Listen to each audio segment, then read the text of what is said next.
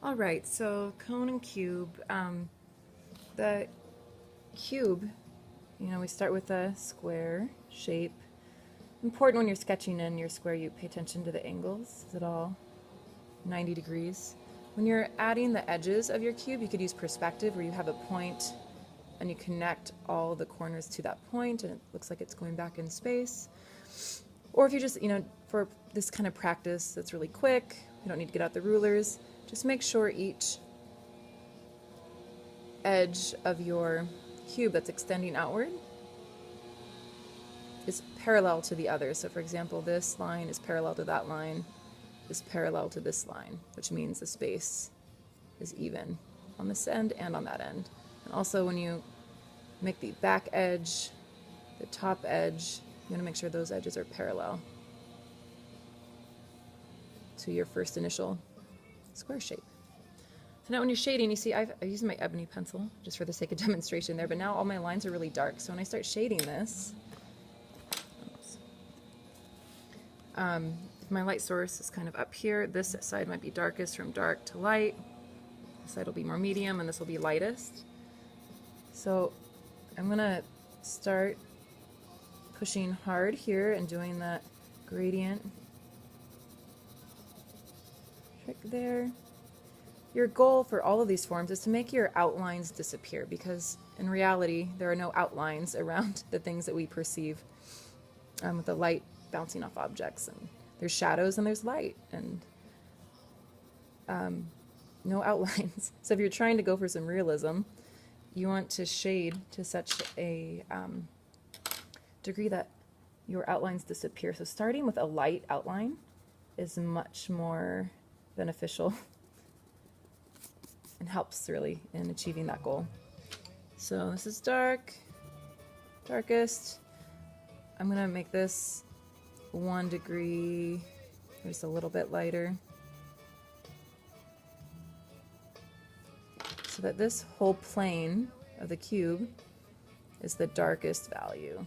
Even if there's a little gradient of darkest to lighter, we've got that contrast of dark to light. This whole plane is a shade lighter, so that, and then go back and crisp up your edges. And then this one here is the lightest because the light's coming from the front, so there might be a little bit of a gradient. Use my tortillon or my finger to move that around.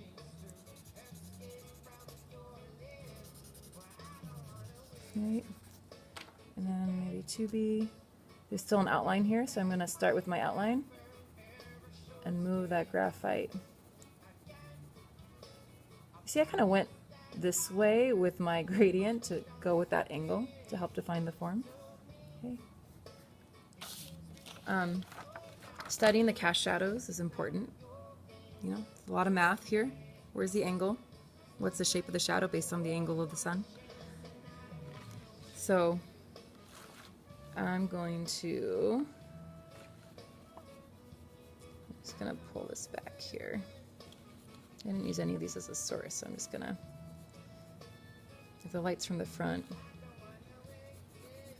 I'm going to see something kind of like this, maybe.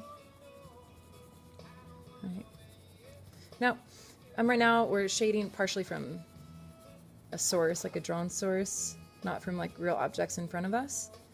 So when you're shading something in front of you, if you're shading a white sphere or white cube versus a dark gray cube, all of your values will shift to match the value that you see in front of you. Right, so right now this looks like a really dark cube on a lighter surface because the cast shadow is lighter. I'm going to keep it like that for now. And just going to see where I can darken up and create more of a smooth gradient. There we go. All right. Crisp up the edge. Now cone, cross contour. So with the cube, the cross contour is up and down with the angle and across horizontally, right? I didn't do any spherical shading, right? So it looks like flat planes. Now for the cone, go ahead and jump in with the 2B. Light source is also on the side. So sometimes it might help if you sketch in like where the highlight's going to be, so you know you don't fill that with value when you're first starting. So I'm gonna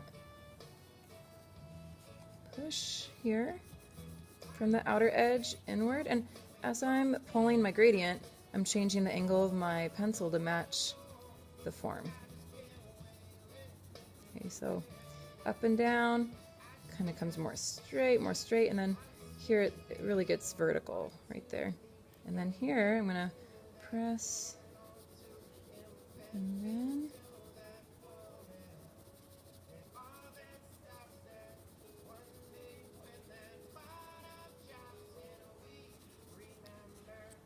so that's the first contour, is down from one point to this wider base all the way around. The next contour would be the curve, right? So start with a crisp edge. See how I move my paper to match what direction I'm pulling the gradient. I'm left-handed, so that might be different for you if you're right-handed. But something that is consistent is I'm continually pulling the graphite. I'm barely pushing it. Like, it feels really awkward to go this way. It feels really natural to push and pull. And really it's about experimenting with tools. So whatever new tool you're using as an artist, just experiment. That's what your sketchbook is for. Just try it out. Find a bunch of different YouTube tutorials to look at and see how different artists do different things and similar things, and find the things that jive with your style and what works for you and what inspires you, right?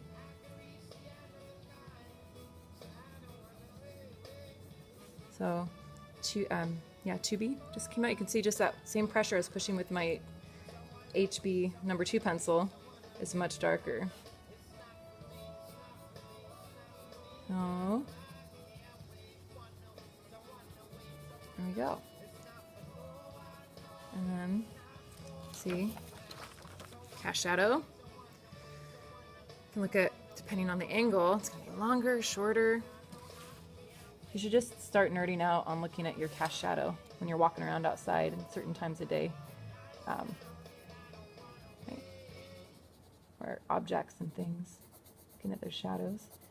Adding the cast shadow is really necessary for moving it beyond the floating object to an object that has weight and form, and there's maybe a table these objects are on. Just by adding a horizontal line, it looks like, you know, they're sitting on a table. All right, there's forms. Keep practicing. You should have one of each form that has a smooth gradient and a full value scale.